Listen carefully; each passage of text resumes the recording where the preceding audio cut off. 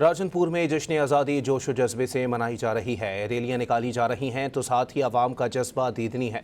तफसीलात जानते हैं डॉट न्यूज़ के नुमाइंदे कंवर फ़हीम से। जी फ़हीम, बताइएगा। जी बिल्कुल, राजनपुर में 14 अगस्त को जोश खरोश के साथ मनाया जा रहा है। सुबह का आगाज जो है अजानों के बाद सायरन बजा कर किया गया। पुलिस के ताज़ा दम दस्तों ने सलामी पेश की और इसके साथ ही शहर भर में रैलियों का सिलसिला शुरू कर दिया गया।